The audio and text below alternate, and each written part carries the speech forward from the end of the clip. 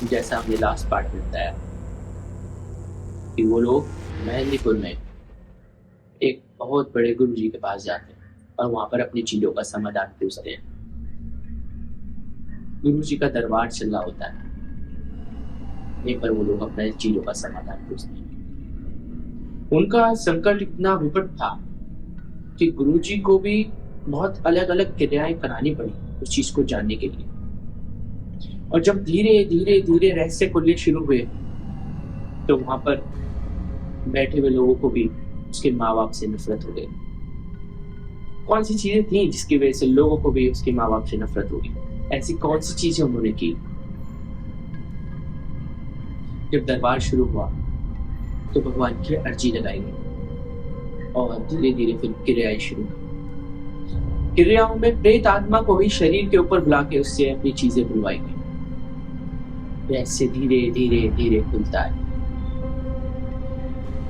उस परिवार में कुल का एक बच्चा धीरे धीरे धीरे 8 महीने 9 महीने में खत्म होता रहता था। परेशानियां इतनी बढ़ गई कि अब उनको आखिर में मेहंदीपुर था। तो रहस्य कुछ इस प्रकार खुला। रात का समय, गुरु जी ने पूछा कि क्या हुआ, क्यों आप इन सबको एक एक करके ऐसे ऐसे मार रहे हो? ऐसी कौन सी इन्होंने गलती की है, मुझे थोड़ा खुल के बताओ। तो प्रेत ने बताना शुरू किया।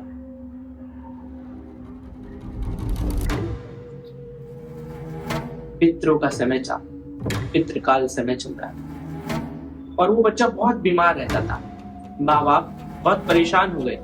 तो छोटे भाई ने अपने बड़े भाई से बोला कि बच्चे तो दोबारा हो सकते हैं, लेकिन जमीन जायदाद एक बार गई तो वापस नहीं मिलेगी। उसने अपने बड़े भाई को बहुत चढ़ाया, तुम जाओ कुछ करो।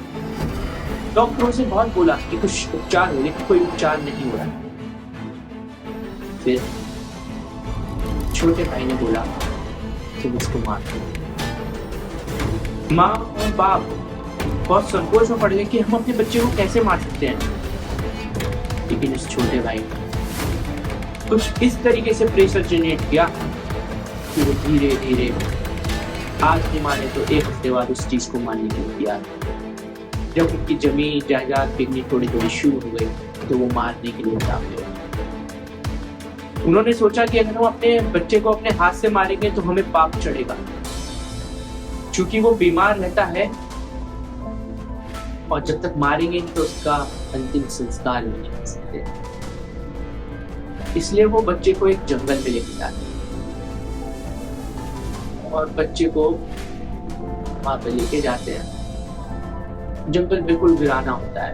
उसकी माँ, बाप, चाचा, माँ तो वो बहुत दर्द आ रहा होता है, लेकिन माँ भी कुछ नहीं कर सकती। ये माँ बाप और चाचा के साय में राक्षस थे, राक्षस। उन्होंने इस छोटे बच्चे को मारा, जिंदा गाड़ उसको जिंदा गाड़ दिया। वो फड़कता रहा मिट्टी के नीचे, धड़ धड़ धड़ धड़ धड़ कांपता रहा, सांसें उसकी उबलती रही और अंत में वो उसको जिंदा ही जमीन के नीचे गाड़।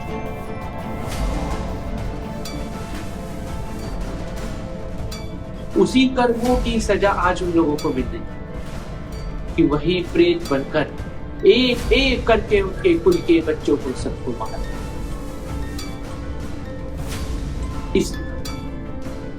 इसलिए वहां पर बैठे हुए सभी, दरबार में बैठे हुए सभी लोगों को उन तीनों से नफरत है और इसका आज भी कोई समाधान नहीं। वो बच्चा एक एक करके सबको मार, सबको, किसी को नहीं छोड़ता, क्योंकि जो पाप उन्होंने किए थे उसकी सजा तो उनको मिली थी। जो कर्मा किए थे वो तो चीज में हुई, पर फिर भी उनके कुल के एक एक बच्चे खत्म, कोई बच्चा नहीं बचा। यहाँ तक कि बड़ी वाली बेटी जो बची हुई थी वो भी खत्म। अब केवल बचते हैं उसके माँ बाप और उसके और वो तीन लोग आज भी अपने कर्मों की सजा।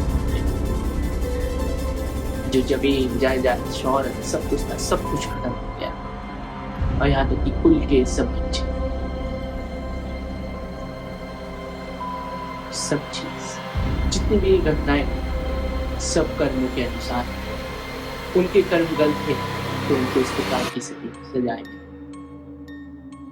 आज की कहानी में थैंक यू।